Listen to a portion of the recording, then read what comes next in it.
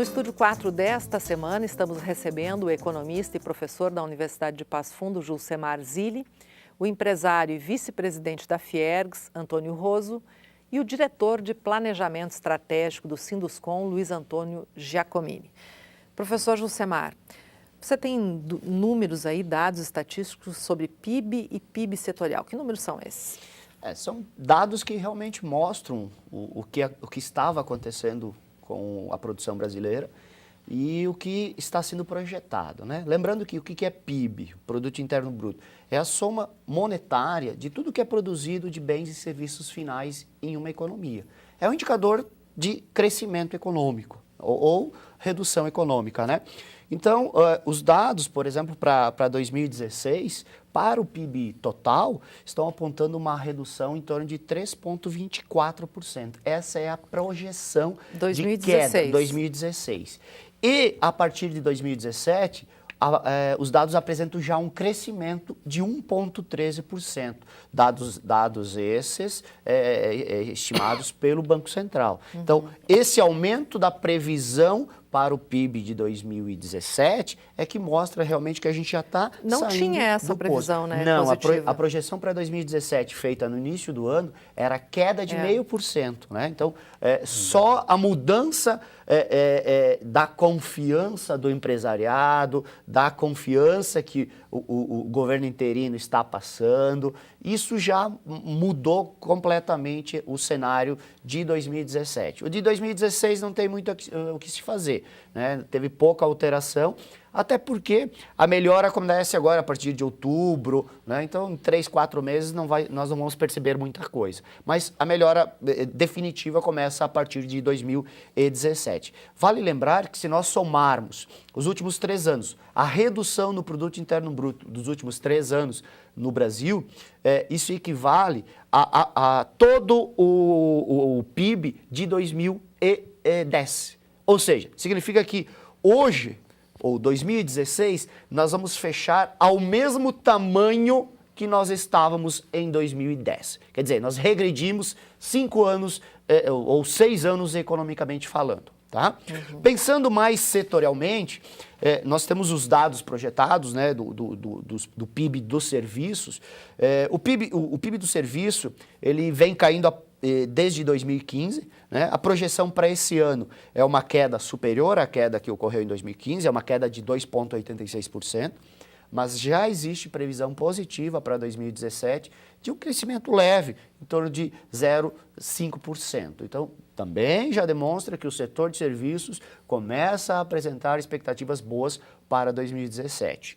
O setor da indústria é o que mais sentiu o efeito da crise, até porque ele já vem caindo desde 2014. Que é o que nós falamos antes. Então, inclusive há um debate grande da desindustrialização da economia brasileira, né? Então, desde 2014 já tínhamos uma redução no PIB da indústria, né? Chegando em 2015 a uma queda de mais de 6%. Né? E tudo isso a gente acabou já discutindo. Previsão para 2016 é uma queda de 4,48% ainda é grande no PIB da indústria, mas já temos uma previsão positiva de crescimento de 0,15% para 2017. Né? Então isso já mais um indicativo de que 2017... Lembrando que é só previsão, não é? São indicativos. Claro, são previsões. Pode não se confirmar. E o que realmente tem mantido o Brasil, ou pelo menos não tem feito com que o PIB brasileiro caísse tanto, é o agronegócio, né? Então, em todos esses anos que nós acabamos de citar, onde tanto a indústria como os serviços apresentaram queda na produção, o PIB do agronegócio foi o único que se manteve positivo, né? Então, ele vem positivo desde 2014, 2015, enquanto a indústria caiu 6%, mais de 6%, o PIB do agronegócio cresceu em torno de 1,78%. A previsão desse ano é crescimento de 0,30%. E para 2017 é um crescimento de quase 2%. Então, realmente, a pujança do agronegócio tem mantido a produção brasileira num nível que, se não fosse isso, poderíamos ter um PIB uma crise até maior. Então, felizmente, o agronegócio tem mantido em níveis estáveis aí a nossa economia, né? Bom, seu Antoninho, vamos falar de perspectivas, não é? Projeções. A gente viu aí que há uma projeção bem otimista em relação ao crescimento. Mas isso não depende também só dos números e nem tanto também só da confiança do empresariado. Depende de outros componentes. E componentes políticos, não é? O que o Brasil precisa mais para realmente encontrar o caminho aí do crescimento? Bom, isso é um fato, né, que todos os brasileiros estão esperando hoje que aconteça. Nós temos uma reforma, primeiramente uma reforma política, que tem que acontecer, porque tudo que aconteceu, eu diria assim, que aconteceu nesse país nos últimos anos é em função de não ter uma política correta. Que é ter um país que tem 36 partidos. Hoje, tu formando um partido virou uma profissão, tu monta uma indústria para formar um partido. Você ganha dinheiro para formar um partido. Tu conseguiu constituir um partido que ganha 2 milhões de reais. Depois tem toda a contribuição durante o ano. Então, cada deputado independente eu vou formar um partido. Então, não pode. O país não tem sustentabilidade nesse ponto. Então, reforma política, a reforma tributária, a reforma fiscal, a reforma previdenciária, está aí, que é um déficit. Né? Hoje, eu ouvi uma entrevista do ministro da Saúde hoje, né, nós já estamos buscando o orçamento já negativo dos 170 bilhões já foi, agora já estamos buscando mais, em função, então, o que acontece? Vai para o Tesouro Nacional e nós vamos pagar, as nossas gerações futuras que vai pagar essa dívida. Então, realmente, nós precisamos. É difícil lidar com o Congresso, porque parece que no dia seguinte da eleição, todo mundo pensa como é que eu vou me reeleger na próxima. Uhum. E ou a gente faz isso aí, reforma política, eu tenho 4, 5 partidos no máximo, né? Como tem em todos os estados do mundo, os países do mundo que têm, exemplo, Estados Unidos, a Inglaterra, a Alemanha, tem 3, 4, 5 partidos. Isso que nós precisamos. Brasil tem 2 ou 3 partidos fortes e o resto, 2, 3, nanicos, vamos dizer assim, mas não mais que se proibido de formar partido. E ter um parlamento, não pode ter reeleição, né? Não pode, porque quando tem reeleição é o mal do país, porque o cara está já fazendo bobagem, como é que vai pensar para fazer, o que aconteceu, né, para reeleger? A Dilma fez tudo que foi feito aí, botou dinheiro no mercado, isso que o Jacomini falou, deu um desastre no país. Não precisava. Se tivesse reeleição, não ia acontecer isso. E não ia também, talvez, ter as pedaladas todas. Né? Uhum. Isso que aconteceu. Então, nós temos que ter uma reforma para buscarmos o quê? Uma legislação que seja, como eu falei, a longo prazo. Que aí se organizar nesse país de uma forma que realmente as constituições elas cresçam. Uhum. Né? Porque dinheiro, tem um monte de dinheiro. Nós temos um investidor estrangeiro sedento em investir. Tu nota, por que as ações, né, aumentou em 60, quase, não deu 90 dias, aumentou 32%. Por causa de quê? Porque quem está pagando, isso aí não é o investidor a longo prazo, é o especulador que vem aqui, põe ali o dinheiro, tu vê o dólar, porque o dólar caiu tanto, porque tem incidentes de dólares entrando no país. Né? O governo não precisa nem interferindo no abaixo dólar. Uhum. Então, o que está acontecendo? É realmente uma vazão muito grande, né, desse segmento. Né?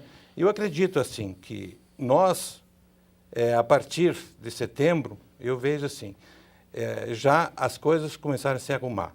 Tá? Mas o governo, se realmente não pensar em uma reeleição, e fazer que tem que ser feito, porque 2017 é um ano que não tem eleições. E fazer as reformas, o Brasil vai retomar, e nós chegamos naquele patamar da década de 2010. Eu acredito que foi uma época de trabalhar muito bem, poder trabalhar, de se planejar, e as coisas aconteceram nesse país. Tanto é que houve um crescimento do nosso... Né? Quanto povo que saiu, quantas pessoas que saíram, né, da pobreza, que foi para para um setor de consumo, né? Isso fazia bem para todo mundo, né? Isso que nós precisamos, criar renda no país para ter a receita para todo mundo. O senhor acredita que a crise e a situação que o país vive vai contribuir para essa consciência da necessidade de reformas? Porque essas reformas, elas passam inevitavelmente por um Congresso que é político e hoje está formado aí com 30 e poucos partidos. Eu acredito o seguinte, que aí, né, tem que ter a boa vontade também do Congresso, né, que não é fácil para lidar, principalmente com os políticos nordestinos, né? Isso é outra mentalidade daqui, principalmente do sul do país. A gente conhece muita gente.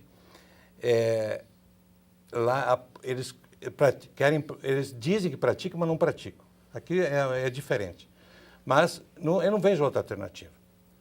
Acho que há bons parlamentares e o governo está empenhado, se continuar o interino como definitivo, ele está, acho que, muito empenhado para fazer as coisas acontecer. Tem muita coisa agora que não está acontecendo, que tem que fazer concessões, a gente sabe disso, concessões em função de o cara tem que, se tu não passar isso, eu não vou votar.